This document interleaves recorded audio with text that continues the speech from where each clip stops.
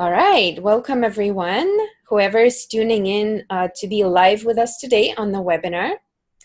And we are here representing Academy of Healing Nutrition. I'm Inga Balinkina. I'm one of the directors at Academy, and we have Roger here with us. Hi, Roger. Hi, everybody. Good afternoon from New York. Yeah, lovely. Who is saying hello? Hello. Hi, Martin. Hi, Doreen. Lovely to see everyone. Amy, Petra, and Rebecca. Hello, our students. Lovely. All right. So today we're meeting to discuss what it takes in our crazy modern world to be a self-healing master. And I feel that this topic is so dear to our hearts because we have been in this school of learning how to take charge of our health for most of our lives, I would say. And even though Roger has been doing this probably longer than me, but I have been also kind of very devoted to this path of being in charge of my health and being my own doctor and using holistic means and holistic medicine to heal myself from various things that have been coming up. And this is one of the themes, one of the main foundational themes in our Academy of Healing Nutrition training, which is actually starting just this weekend on October 7th. And we're basically training our students how to take charge of their health and providing numerous tools to be able to do that. So, Roger, perhaps you could share a little bit how you came up with this whole theme. You know, you've been running Academy for, I would say, what, over 25 years now? I think this is the heart. Yes, it's fitness. And the subject that we've chosen today is at the core of understanding about what it takes to be a healer and what it takes to actually recreate your own life. Now, in the overall approach to natural healing, of course, we've got nutrition and food energetics, which, you know, our curriculum covers very, very well. And of course, that's the foundation to life and vitality and longevity. You've got the whole category of natural medicines. And for instance, you know, we get into the Taoist herbs of longevity, the superfoods, and of course, we cover home remedies really, really well on this curriculum. Naturally, movement and good sleep and lifestyle strategies are very, very important to maintaining your energy, your chi, and your vitality. And the last category here is generally referred to as right thinking. Now, that's not a moralistic approach. It's, you know, sometimes it's a little hard to classify this into Western philosophy, so we kind of have to use a few terms. In the Taoist tradition, it was referred to as the shining mind of the Tao. This is somebody who's, you know, now a little bit more connected with nature. They're a unique individual. They have the sort of the life experience to be the master of their destiny, and the kind of the Tao shines through into their life, into their actions, into their thinking, and so forth. So what does it take for us to kind of achieve that sort of life mastery? It obviously takes a shift in consciousness. So let's just reflect a little bit on, you know, the state of play at the moment.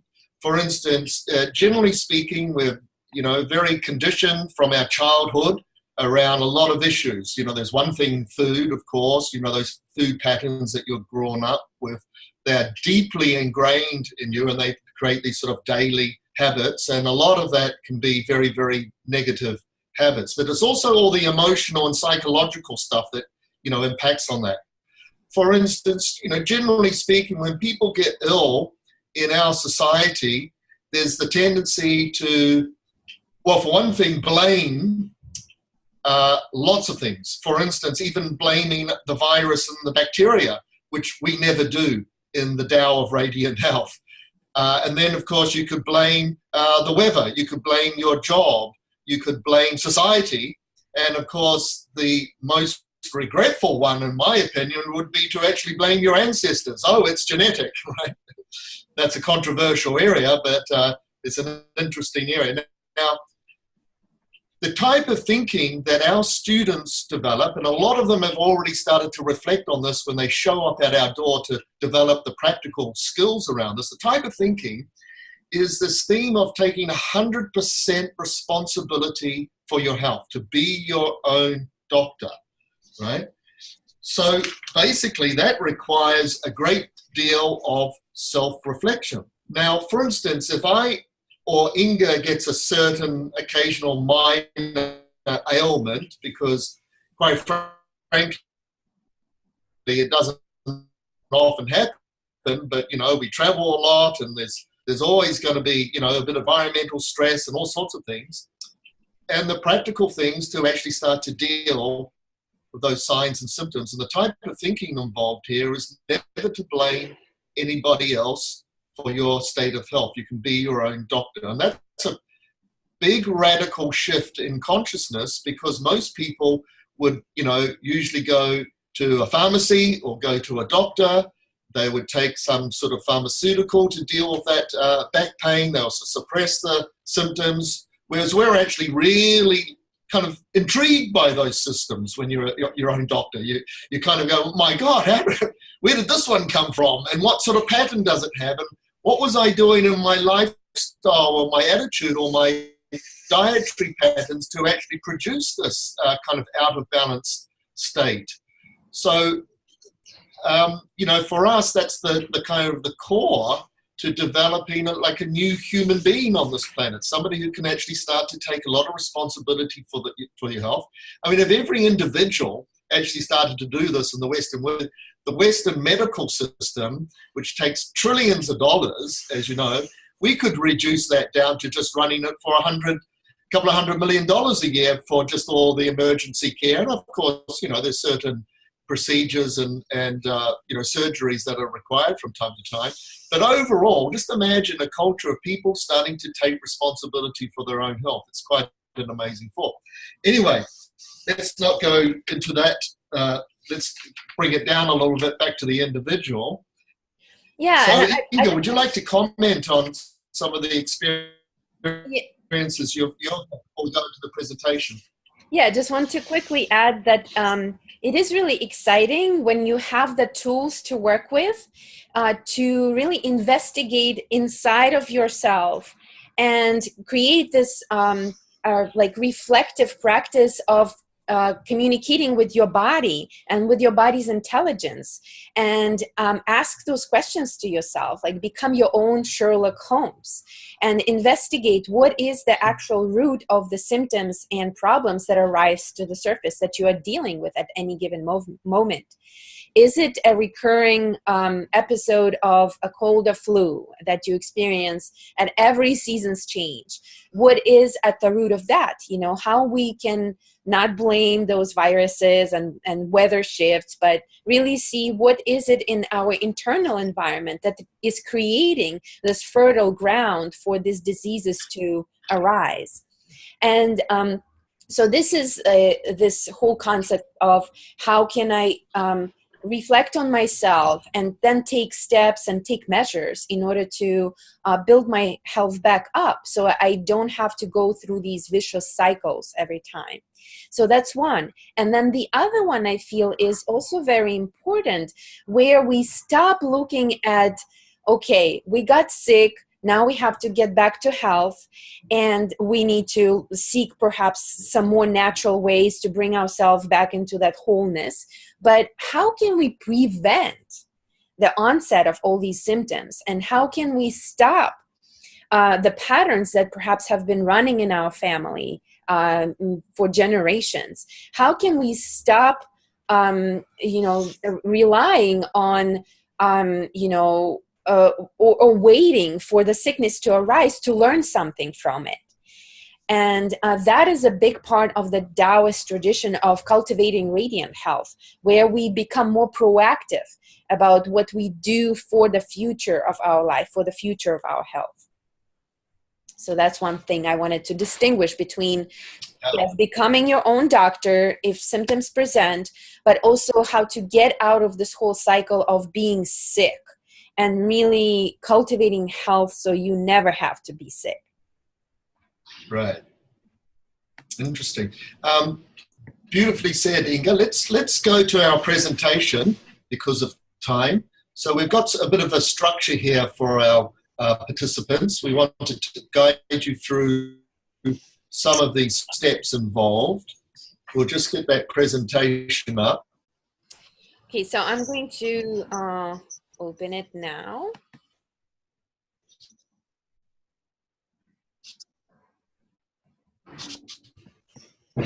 And can you see my screen? Yeah?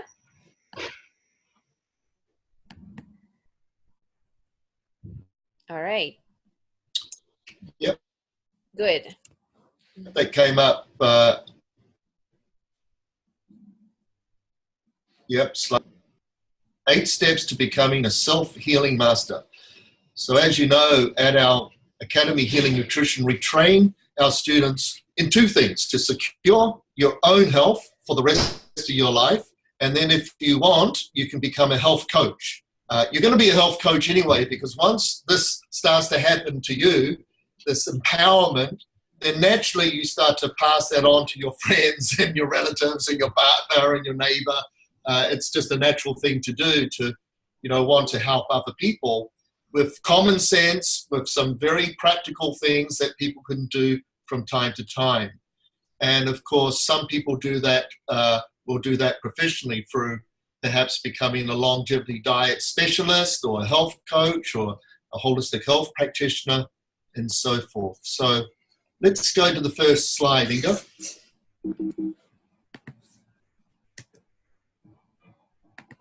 Okay. Here it is. Right thinking, right attitude. In our curriculum, we always make a point about it's a dogma-free curriculum, right? In the sense that it's non-credo. The famous, I do not believe. I am going to experiment with this. I am going to try this. I'm going to develop my own awareness of this. Of course, I'm going to listen to my guides, my teachers, the information that I get from the workbooks, etc. But ultimately, I'm going to embrace this my own unique way and experiment with things without any kind of dogmatic approach. Now, you might have some ethical issues, and that's not dogma. We don't see that as dogma. We always say if you're vegan, we'll show you how to do it better, and if you're vegetarian, we'll show you how to do it better. But essentially, it's an open-ended, free-thinking curriculum. And I think that's an important attitude to have when you start your mastery around your own life with this, is to be open-minded and to take in all the different views and then to work through that in a way. Now, one of the tools that we teach you to work through that is actually yin and yang. Yin and yang, you can really start to discriminate all of these different informations and the type of chi that's coming to you. So it's quite a unique tool. You've got here desire to heal. It's your birthright to have magnificent, vital health for as long as you want. It's your birthright.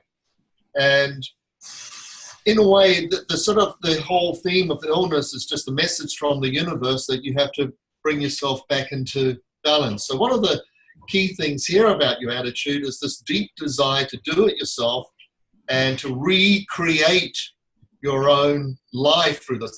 That to me is always, amazing. That's what sort of kept us going for 35 years here, because it has been a challenge from time to time.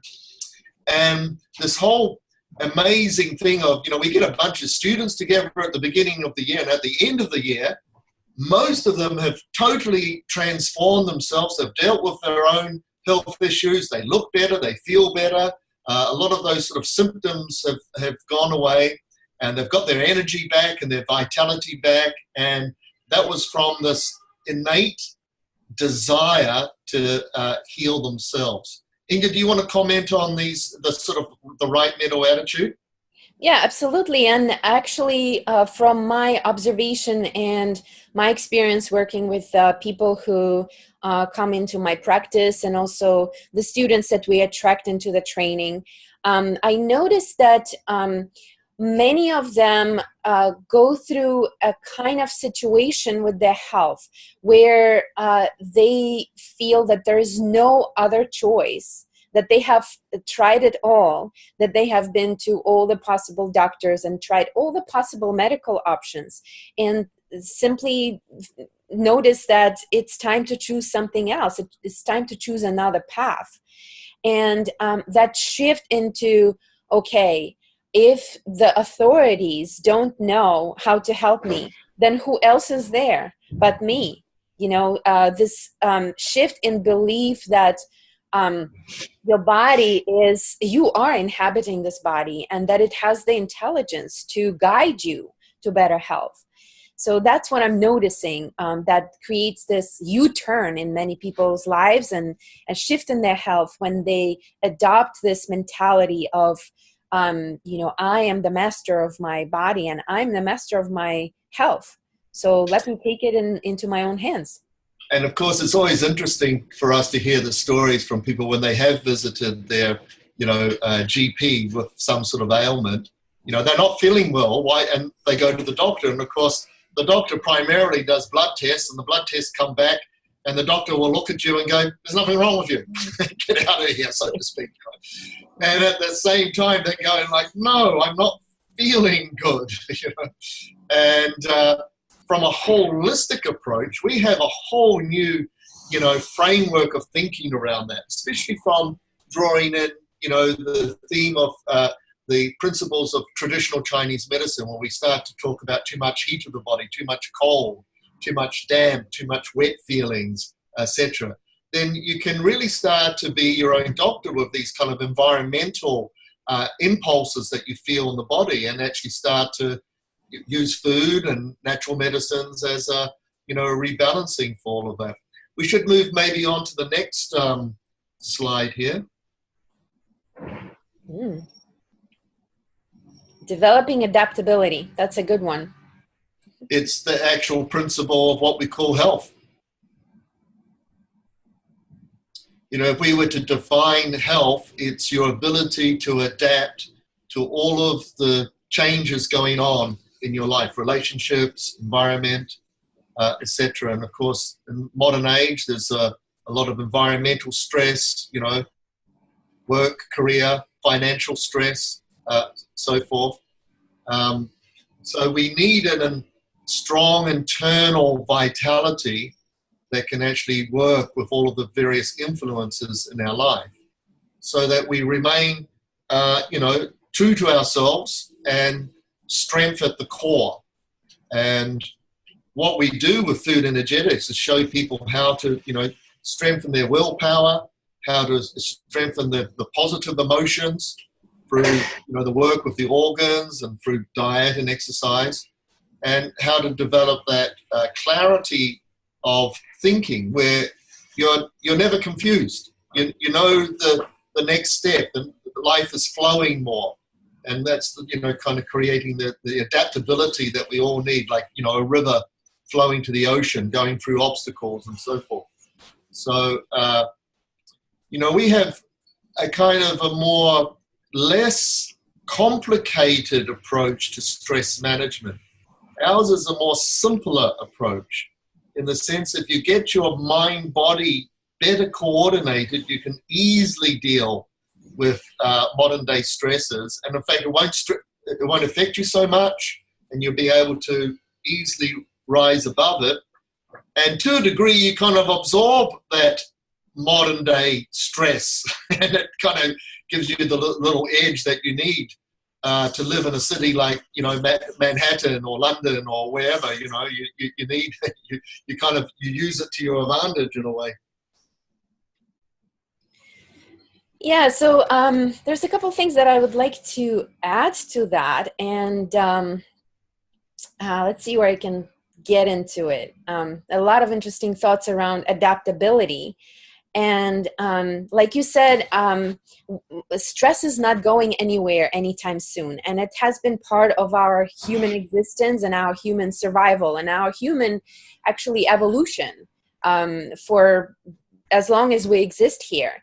So there's nothing really wrong with stress per se. It's just really how we treat it that distinguishes it from something that can damage us to something that can really empower us to evolve our body and to evolve our life, to become more creative, to become more assertive, to become more driven in our life.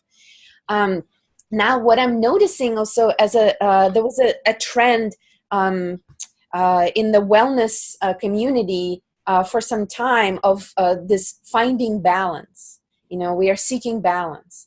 And balance is never achievable, actually. It's not something to arrive to. It's not a destination. It's very fluid. It's very fleeting. We just as we think we have arrived to that point of balance, something inevitably changes and new circumstances come into our life, and off we are, you know, off balance. So in order to be able to feel in this centered state, we really need to develop that adaptability to the ever-changing shifts and currents of our life. And a wonderful tool for developing adaptability are what are called in Chinese medicine tonic herbs. Nowadays, also since 1950s, there's been a term for these herbs that is called adaptogens. And these are special herbs. So they're a class all of its own. And they contain not only specific molecules, specific chemical constituents that help our immune systems to adapt and adjust and equip them with the right kind of tools, with the right kind of weapons to ward off any external pathogens and any external viruses and bacteria and so on, but also have the energies that these herbs absorb from very special environments where they grow in natural habitats. So we are really learning when we are using these herbs, how to absorb the energies of nature that have been present in in our human existence on this planet for millions of years, and learning directly from the natural forces.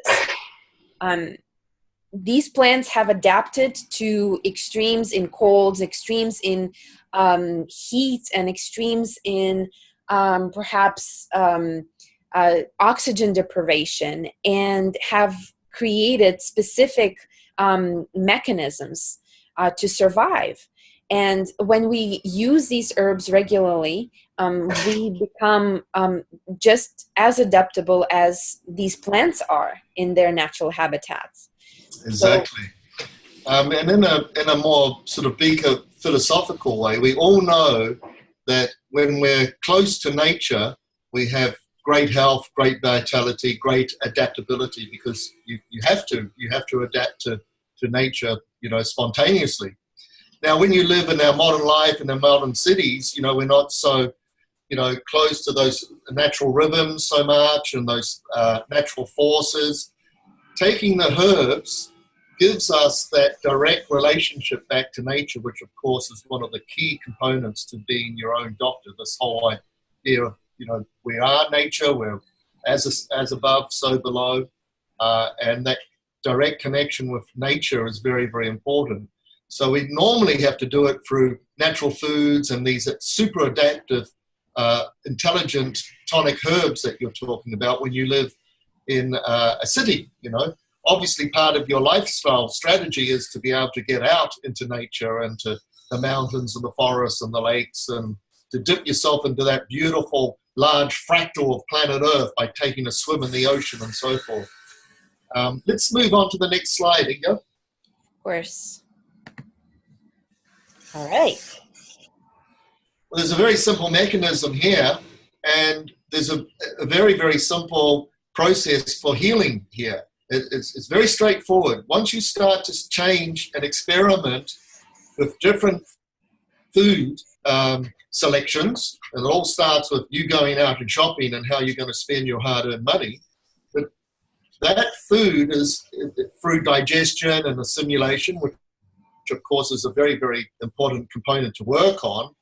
One of the themes of the Academy Healing Nutrition is the 6,000-year-old tradition of the school of the stomach and spleen from Chinese medicine, this ability to strengthen the digestive power is very, very important. And we show our students how to do that. It's a very, very strong theme in the curriculum. Then what happens essentially is that food becomes your blood. Acid, alkaline, the chemistry, and not just nutritionally, but it's also the type of chi or the vibration that the food has. And of course, blood feeds everything. This is your outer world now becoming your inner world. The universe outside becomes your universe inside through blood, because blood goes on to nourish your organs, your muscles, and of course your nervous system and your awareness, your consciousness, and your brain. So it's that little mechanism. Food becomes blood is one of the key points for you to be a healer and for you to take responsibility for your own health. This little area here has great control and power to it. Wonderful. I think that's pretty good. I'm moving on. Well, obviously in holistic medicine, it's an important thing, that there's a direct relationship between the mind and the body. And this, of course, is what you find in all of the traditional theories and philosophies around the who we are and what's the purpose in life, and also the paradigm of their medicine, Ayurvedic and Chinese medicine, of course, is what we draw on a lot. To a degree, we also draw on indigenous cultures who have this theme. But this connection is well defined in Chinese medicine, particularly through the 5-element theory, where the organs and emotions and psychological states and attributes of the season and colors, it becomes this wonderful, connected, associative thinking. One type of energy resonates with another. The morning resonates with spring.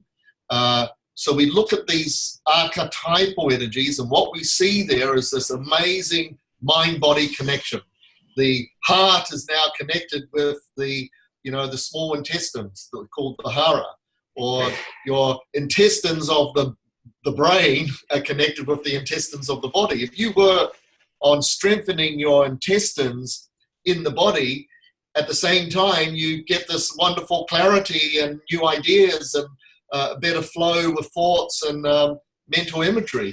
So there's this very, very powerful connection that is not a loose term for us. It's very well defined through yin and yang and 5 elements, and also through Ayurvedic, where we have a component of Ayurvedic philosophy and medicine in our curriculum. This is very, very important to master your life, because, as you know, the way we were brought up in our culture is that it's a very disconnected culture and fragmented, that one type of energy or experience of the body is disconnected with another function of the body. What's very interesting, of course, in terms of modern nutritional theory, they're just catching up with what we've been doing for several thousands of years. You've all might have heard about, it's to do with the gut. All of your health is about your gut. Your immune system, it's all about the gut, And of course, we've been saying that the gut is connected to the mind and the body, for several thousands of years. So it's interesting how these modern trends are coming around, and we've been talking about it for 35 years now. And of course, from traditions that have talked about it for several thousands of years.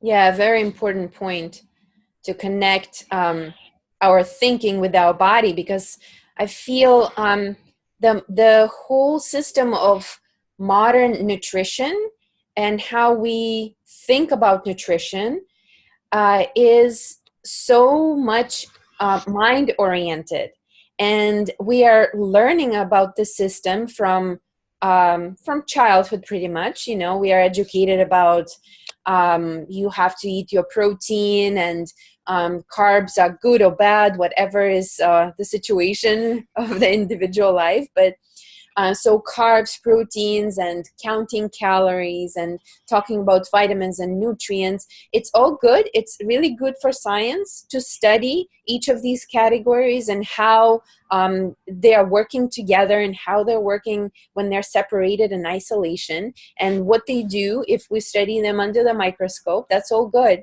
However, our body doesn't speak that language. It's so funny, you know, when you're eating an orange, you're not thinking how much vitamin C you're getting out of it, even though there may be an influence from that education. That when we are eating an orange, we're actually thinking, oh, I'm eating vitamin C.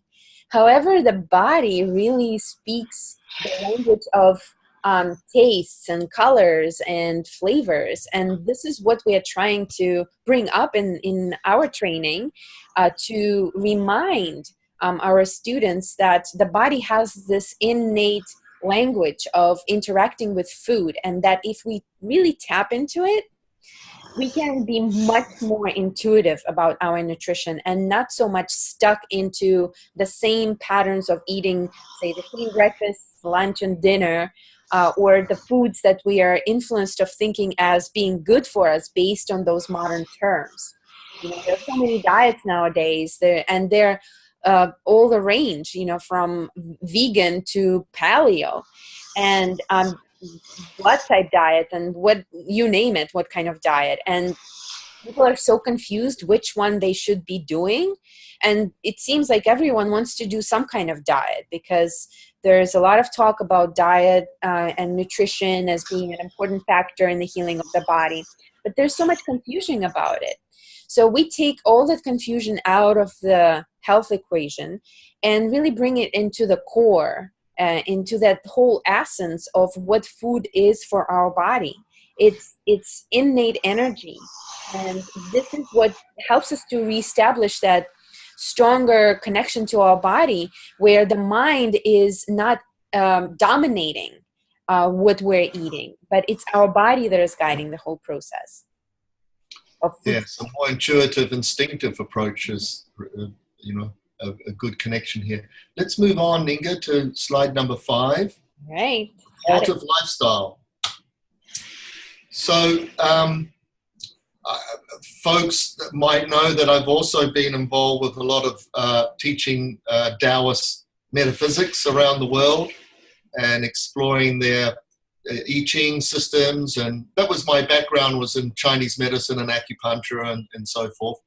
And feng shui was came into the world, and I always call it the last kid on the block. We had all these beautiful gifts from the Eastern cultures: acupuncture, massage, herbs, and then their metaphysical understanding was very, very interesting. One of the practical aspects of feng shui, of course, is to just create some clarity around your living space. We're affected by this gross level every day.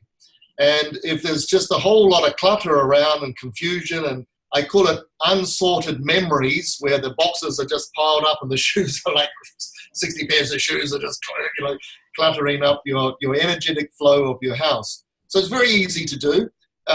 Be a little bit ruthless, get rid of the junk, and bring some nice fresh air into the house. Open up the windows, get the flowers, you know, clean, do some scrubbing. You know, it's if you're cleaning on the outside, it's like cleaning on the inside. So we kind of use these sort of connections all the time in our life. Obviously, sleep and relaxation is very, very important. At night, we recharge our, you know, yin qi, our internal battery. especially the kidney energy. And through that sleep, we start to rejuvenate what we refer to as the Jing of the body, Jing. And this is something that we study quite deeply in our curriculum, because Jing means your constitutional inherited energy. And the principle of longevity and preventative medicine is to always be strengthening your constitution and rejuvenating your constitution. And of course, deep sleep is one of the ways of doing that. And modern life is very yang. Modern cities are very yang. There's a lot of hectic energy, fragmented energy, a lot of heat around. And so we really celebrate the feminine, the yin, the relaxing, the slowing down, the meditative in this curriculum, and that brings balance to our modern life. And we have foods that encourage deep sleep, which is very, very important. So in a nutshell, yin is just as important as yang. And of course, this term moderation and balance. Now, what's interesting to me is this term is used very casually. Somebody on TV will be talking about blah, blah, blah, blah. And then, of course, they say, oh, and by the way, it's important to eat in a moderate and a balanced way. Or as you leave your doctor's office, the doctor will say, oh, and by the way, Mrs. Smith, eat in a moderate and balanced way, And so 99.9% of all the folks out there, they say this term, moderation and balance, without going in further. And these two words are some of the most powerful words that we have in our philosophy. These are not casual words for us. Moderation is something that you study for the rest of your life, and that you're experimenting on your body for the rest of your life. Sometimes it takes a while to understand what moderation is, because we all like to, kind of explore the extremes from time to time. And balance is this incredible dynamic that goes on all the time in your life. So these two words, moderation and balance, for us is something that we deeply study and we celebrate, and we always come back to because that's the key. That's the key to good long life, and to the key to your relationships, your career, and all sorts of things. It's this idea of finding the flow, the balance, the moderation, between these extremes of life. Finding your own Tao within moderation and balance, So this is what the universe has inflicted on us in our life, to really deeply understand these what most people would term very casual words, moderation and balance. Would you like to comment on the first couple of things here, Inga? Well, I think we already touched on balance a little bit earlier, and that is not to say that we should be constantly in a state of moderating ourselves. We do need peak experiences, and sometimes we learn the most from the extremes, and from I see it as a pendulum and swinging in one direction and then coming back, because when we swing all the way to one polarity, we inevitably will take a swing in the opposite polarity. But then eventually, as we moderate those tendencies to operate from the extremes, we come into a more centered, balanced place. And once we know how to get to that place through all those experiences that we have learned, then we can be more in charge of when we are taking an extreme plunge and how to more quickly get back into balance. So I think that's very important, because it's a normal part of life to sometimes perhaps overindulge and enjoy more food than you usually would do, or a little more alcohol at a party, at a celebration with family. But then how do we get back very quickly? What do we need to do the next day after we binge or after we have a big feast in order to bring ourselves back into the state of center and balance? Yeah. And there, of course, some of the practical things that our students learn in terms of home remedies, dealing with all of these sort of maybe extreme symptoms that might come up, like, you know, from time to time a hangover or food poisoning or a headache. Or even fasting. What's interesting, after a year or two of doing this way of eating and lifestyle, is to get yourself back into balance becomes a lot more quicker. Sometimes it's just a walk in the park. Sometimes it's just a day or to recover from maybe a heavy flu or cold. You know, in the past, it might have taken you weeks to get out of some sort of negative health pattern. The stronger your immune system it becomes, the stronger it can respond to all of these things, you know. So moving on, we've got here, follow your passion. What lights you up? So we call it the twinkling eye lifestyle, you know. And by the way, it's a very, very good sign of health when you look at people's eyes and there's that little kind of glossy kind of, we call it a nice sort of yin texture around the eyes, where there's a little bit of glitter going on.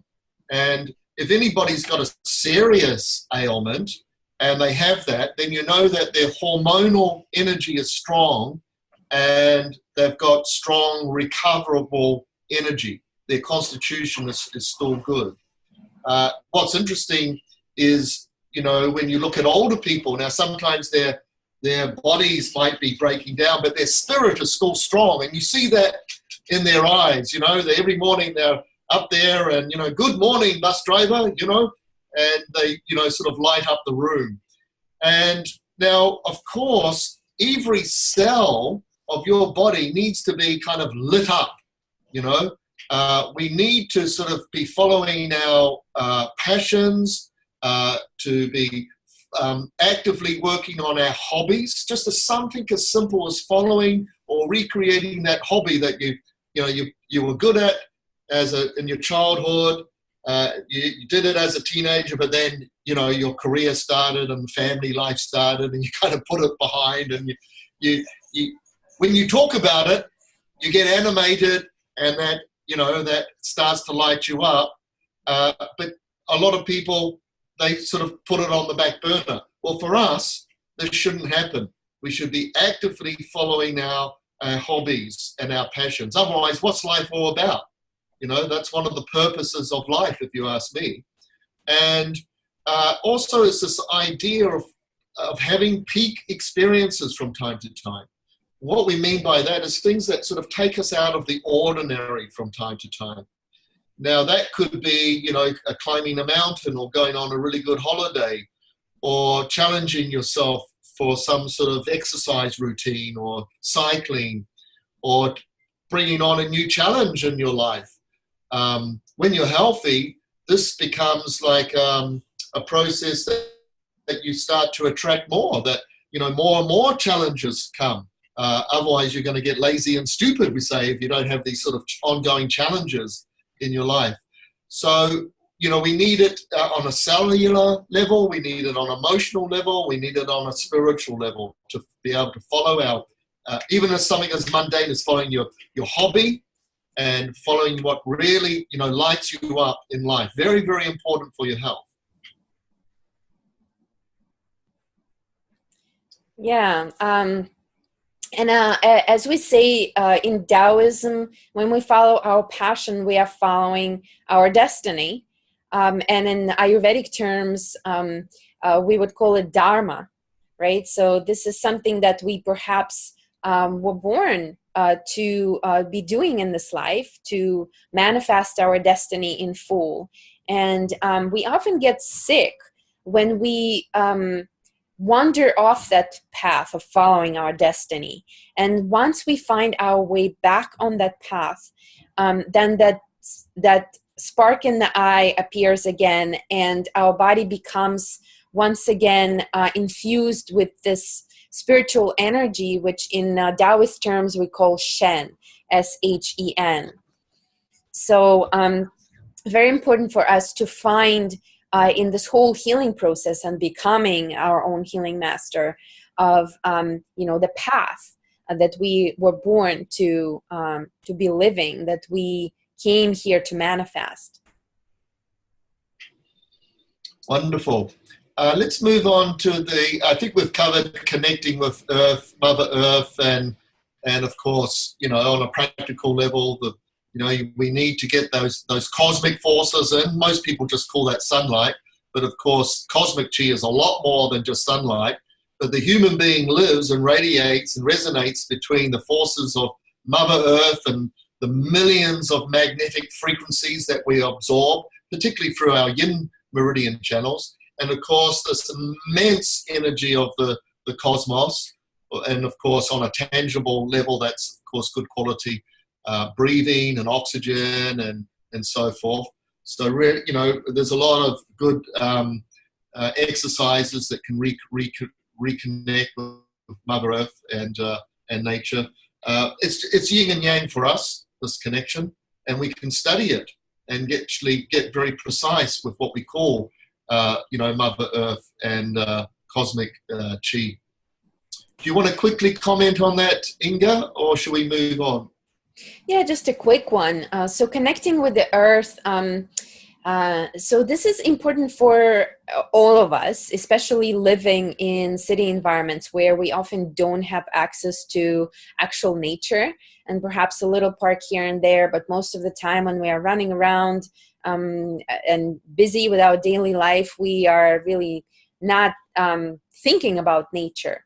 But grounding, and there's been a lot of research on the importance of grounding ourselves, right? And the best way to ground is to be out there in nature, bare feet, and walking on the soil, walking on the grass. When we don't have that ability to do every day, a little bit of grounding every day is very important. We can still connect with the earth through meditation. We can still imagine ourselves being rooted, being grounded all the way to the core of Mother Earth, and then drawing that supportive energy, that strong, powerful chi from the roots of Mother Earth. And that can really help us to stay more present in our day, more present in our body. So, definitely grounding and being in nature is vital. But if we are not able to be in nature every day, there are tools that we can learn in order to ground ourselves. Exactly. Moving on. All right. Find your soul group. So this is a lovely term. As you know, we do have an online community with our curriculum. We have students from all over the world doing it. We encourage the people who are doing it online, if they can, of course, to get to some of the practical classes that we offer in our curriculum. At least 4 of the weekends are very, very practical. Other weekends, it's very easy to perhaps watch that online because they're more theory and philosophy, etc. And the whole thing of the practical classes, or being in the class and having that ritual of actually physically showing up, because there's a lot of nutritional courses these days, it's just completely online. And of course, you can develop the sort of the group thing through like what we're doing now, the webinar, but nothing really replaces actually, finding and being with and bonding with your soul group. Now, your soul group is basically birds of a feather flock together. These are people who are doing a similar kind of thing. They have a similar kind of attitude, a similar kind of goal orientation, a similar kind of maybe challenges in their life. And they're all kind of working on it together and sharing ideas and supporting each other. That's so important, to find that community. Humans are social creatures. We can't do this by ourselves. So, in the curriculum, we often sort of develop all sorts of kind of, community support and study groups. And, there's a good kind of intimacy between the students and the teachers because of the group size. It's not an outrageous size. We have maybe up to about 30 people in our in-house seminars here in New York.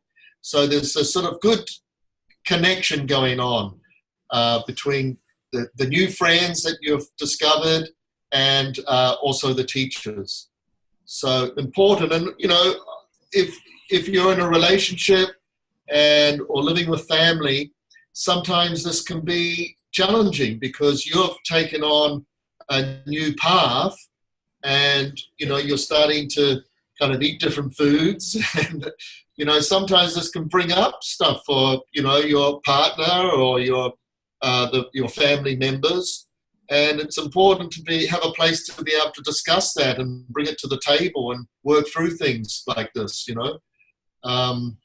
So yeah, find your support group, find your soul group. Yeah, and we are social creatures, right? And we cannot survive on our own, really, and we need that group support sometimes to really accept ourselves, you know, to give ourselves that permission that we can, you know, that in fact whatever path we're choosing with whatever it is, healing ourselves or choosing a different direction with nutrition, we sometimes need to feel accepted by others doing that. And say in our class setting, we have people from all walks of life, different age groups. They come with different dietary philosophies. They're doing something all completely different. And yet there is this sense of cohesiveness and harmony that is created in a group, and nobody is judging anybody. Nobody's trying to change anybody's mind about what they're doing, but there's just a sense of love and support and compassion, I would say, for each individual journey. And like you said, Roger, I also noticed that a lot of students come and they say that they feel very alone in their beliefs and in their craziness about choosing a certain path with nutrition. And they're really craving that group support and someone who would understand and not judge their choice. Exactly. Well, Inga, we're coming up to the 1 hour for our webinar. Did we miss a slide, did we? We still have 2 more, so let's quickly go through them. Oh, okay. And then, of course, we can do, I don't know, we might finish the recording or whatever, but or we can do the questions. If any of you out there listening to this and you can start to think about any questions, you can always put it into the chat window, and we're happy to get into that as well. Mm-hmm. So we've got here education, ancient teachings, modern research and science, non-credo. We live at a very exciting time in nutrition, especially in Western nutrition. I always say it was, you know, boring for 100 years. You know, Western nutrition only started about 100 years ago, you know, with modern reductionist scientific thinking, and of course the invention of the microscope. And we should say maybe 150 years ago it really started to kick in. But most of the research around it was kind of done like 100 years ago, and things didn't really change much until recently, when, you know, we've got all sorts of exciting dynamics now in Western nutrition. And of course, there's companies now spending billions and billions of dollars because of the modern supplement industry. These days, you can do a lot of training in nutrition, and it's all about supplements. You know, you could get a 5-year training in naturopathy, and there's a lot of that these days is about supplements. You're becoming an expert in supplements. I always say that it's very, very easy to read about that. 1 or 2 days of good selective reading, and you can really get up to speed with the interesting modern Western supplements that are, you know, coming out, including the telomeres, the little tentacles at the end of your chromosomes, which we've been doing a lot of research here. And in fact, we've even developed a product around it. So the point I'm making, it's just a very, very exciting time to be involved with nutrition. And on top of that, you've got all the superfoods that are coming out, you know. And quite frankly, we're experts of that in our curriculum because we are able to put all of that information into a kind of a protocol, into the 3 treasures. Is it chi? Is it blood? Is it warming? Is it cooling? Is it good for the kidneys? Is it good for the liver? one of Inga's classes is a weekend devoted to tonic herbs and the superfoods and how to make all these beautiful, elixir drinks, So it's a really, really exciting time to get involved with nutrition and natural healing in terms of your education. We cover a lot of ground in 1 year. There's enough information there for several lifetimes. We really knock it on the head. You'll never be confused what we do. You'll have direction and clarity from everything that we're teaching you. We draw on ancient wisdom, absolutely, but for us there's this dynamic going on because ancient wisdom is time tested. We draw even on Weston Price, the amazing dentist who traveled the world in the 1920s and visited all the cultures of longevity. He was visiting people who lived to 120. Well, what were they eating? Well, he documented it very, very well, and we draw on those principles because they had success. For instance, this is not the low-fat diet in the longevity diet. That was something that I never got involved with even 35 years ago when it was all the rage. It's only in the last 5 years that they've suddenly discovered, oops, it's been a bad idea. So because I was drawing on indigenous cultures, for instance, I saw people in Bali and Indonesia very, very healthy eating coconut oil 35 years ago. And all the doctors and naturopaths were saying, no, don't have coconut oil because it's got saturated fat. Well, all you had to do 40 years ago was read Weston Price and the simple book, Good Fats, Bad Fats, and you could understand what fats are all about. You could, so that's one thing that we've been ahead of everybody else, is that we were able to tap into ancient wisdom and use that. And the rest of the nutritional trends are actually catching up with what we did 35 years ago. Another interesting thing for us, though, is this polarity of modern life and modern nutrition and the interesting supplements that are coming out. We've got to keep our ear to the ground with that, and we study that. There's a small section that we do in this curriculum. It's just like a couple of hours, and I cover it very, very well. Plus, we've got really excellent reading material about the clinically proven supplements and so forth. So for us, it's things are moving, things are changing, things are going into the future. This is not a static thing, but we can draw on these deep roots of wisdom, from indigenous cultures and the principles of Chinese medicine and Ayurvedic.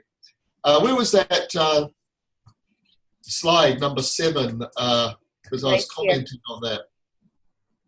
Yeah. So that was education. So maybe because of time, you could comment quickly on some of these other things, Inga, if you like. I like how you covered that. That's pretty good. Education is important. That's what helps us to rise over ignorance. And yes, the biggest education that you can get is from your own body. I always believe that, tuning into your body, listening to your intuition, listening to the nature of your cravings, listening to the nature of your pain and discomfort. These are some of the greatest tools. But also our mind needs to have some entertainment, I would say, and constantly get that education and learn about the new tools coming up and learn about all these ancient modalities that have been practiced over thousands of years. Really an exciting time to live in. We have access easily under our fingertips via internet to so much information. So there's no lack of it, but we shouldn't forget that it's all already inside of us, and whatever we're learning from all those external sources is just a reflection of our level of understanding. And whatever we're catching up on our mental filters is just a reflection of whatever we are ready to embrace in our own body. And definitely modern research is catching up with a lot of the ancient wisdom. Moving on to the last slide of our presentation, folks. So perhaps, Inga, you could, summarize this if you like. I'll quickly go through it if you like, but the longevity diet is, it's seasonal, hopefully organic, nutritional dense. It's also about finding out about your constitution, and eating for your constitution, a very, very important theme. Obviously, we get into things like probiotics and fermented foods. We really celebrate seaweeds. They're absolutely phenomenal, but you need to learn how to cook them, and proportions are quite important. And what are the energetic effects of this? Because seaweeds are actually quite cooling, so you have to, for certain things, you have to be a little bit cautious. We've mentioned our tonic herbs and superfoods we get into, dynamics of, proper fasting. We talk about the 24-hour fast, and we also talk about moderate fasting, how to do that in terms of also like a detox protocol. Yes, we cover home remedies and the kitchen pharmacy, which I think is a lot of fun. I have a weekend called the Barefoot Doctor, where we also do aspects of, home remedies and basic body type massage, and things like acupuncture, pressure, moxa, some compress uses, etc.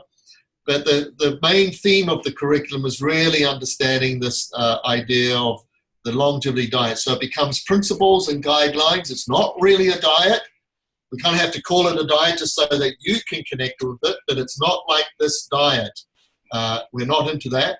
It's open-ended, and we teach you the energetic skills, and we teach you the practical skills. That's the secret of our, well, it's not a secret, that's the strength of our curriculum, is that we have practical cooking classes, guys, and that's the key to you really getting good at this. Because a lot of people talk about nutrition and talk about diets, and you buy this and you buy that book, and it's easy to wander off into all sorts of directions. And also, there's often no follow-up with the nutritional information. So we set up cooking schools over 35 years ago because we noticed that people really need to be around experienced chefs, people who have been doing this for several years, and they have children and they have families, and they know the quick style cooking. They know how to bring all that information together in a really, really tasty meal. So it's important for you to learn the practical skills. So that's a strong theme of our curriculum, is that we have these practical cooking classes where you get to eat and taste and be around the flavors and the smells, and be around these wonderful experienced teachers like Inga and Nam Singh. So you can read up about our faculty up on our website, of course. Inga. All right. Well, we are starting to kind of rolling things down. It's already past 2 o'clock, but just wanted to mention for those who are not our students yet, even though there's a number of you here with us on the webinar today, that we are starting our next session just this weekend, October 7, 8. And for those of you who are able to come to New York City to the live class that's on the weekend, and for those who are not able to travel to New York, the course starts online on October 9th, which is Monday, the day after our live weekend. And there's a number of things that are brewing for us right now. We are in the stages of final preparations for the launch of the New York City training, and there will be a student Facebook group, someone was asking. There's also online resources, but really it's all about tuning into the classes and getting as much information out of that. And there's mentoring that we offer through the training as well. So you're not only going to be supported through the community, through discussion and asking questions in the classroom, but also through personal mentoring. So a truly life-changing course. And if you are keen to become a self-healing master, there's a an offer from us. If you enroll within 24 hours, you can get $300 off your tuition.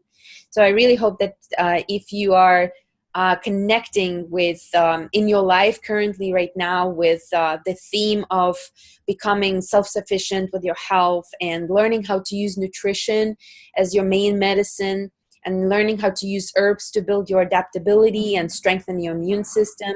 I hope that you will really join us this year. We have a lovely group forming.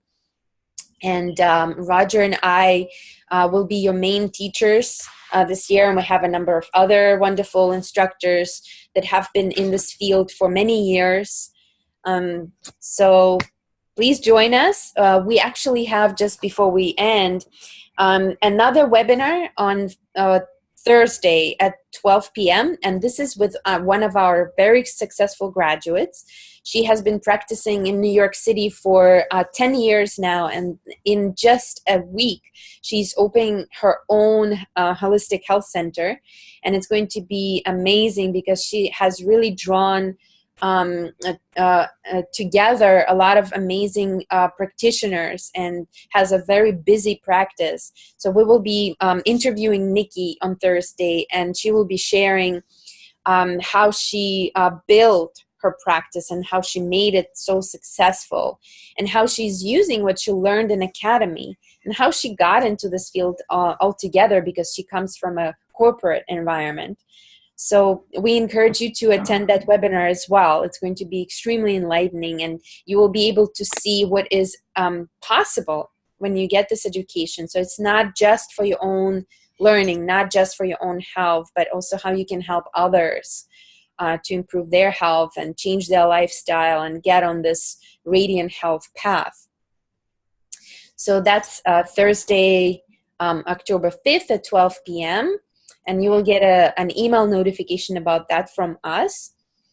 And thank you for connecting with us today. I feel it would be good to open just a few minutes for some questions. Yeah, there's a number of questions here. Did you want to continue with the recording? I suppose we could. There's a question here, for instance, from Christiane. She's asking about how can you keep grounded when you live, 5 floors up in a building in New York. And somebody from the group has already given you some nice suggestions there. I can add to that, like in the sense that you make your apartment a little mini microcosm of planet Earth as much as possible, because natural plants and stone and rock and wood, they generate what's called a paramagnetic force. So if you can just recreate that as much as possible in your apartment, it's a way of compensating for, when you're up 9 floors, etc. And make sure that you really reduce the amount of electromagnetic fields in your apartment. So for instance, don't be sleeping next to these little babies here, right? To get all your electromagnetic field stuff, your TV, your radios, stereos, and recharging the other, hopefully just all in the living room and away from your bedroom.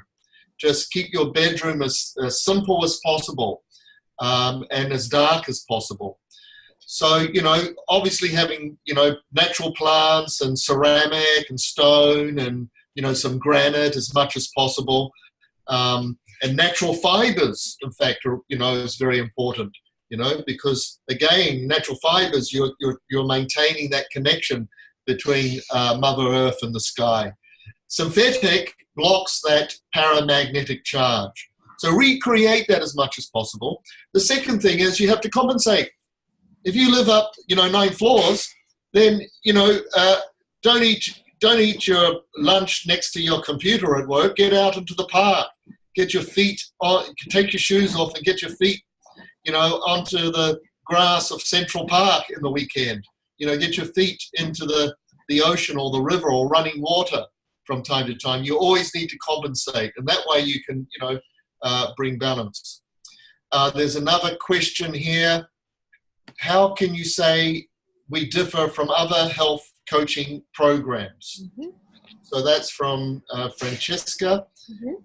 Well, I'll comment on that first, and then perhaps Inga can follow up. Well, for one thing, there's not many programs that have been around for 35 years, I can tell you that. So we have a deep, long momentum here. Even our workbook, when you get our workbook, which is about this big, our students are amazed at the information that's in that workbook, and they use it for years and years and years to come. Secondly, our faculty, we've been working with the same faculty for over a decade, and some of them for 3 to 4 decades. And the faculty understands the curriculum, the approach, we weave together, and these people are incredibly experienced. Some of them have over 40 years of health counseling experience. Like Bill Tara. Mm-hmm. Yeah. The third thing is the practical application. There's a lot of schools out there that are just online, or they just do theory in a class. I mean, I've had people doing this program where they've got PhDs in nutrition, and within the first day, they've said, my God, I've just learned more, in the first day than what I've learned for several years of, left brain investigation. So I think we have a nice balance between the East and the West, and the left brain and the right brain.